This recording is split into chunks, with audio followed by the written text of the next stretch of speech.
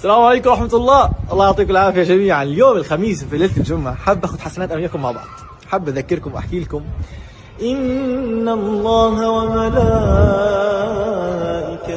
يصلون على النبي يا أيها الذين آمنوا صلوا عليه يا أيها الذين آمنوا صلوا عليه وسلموا تسليما. الذين آمنوا وتطمئن قلوبهم بذكر الله ألا بذكر الله تطمئن القلوب.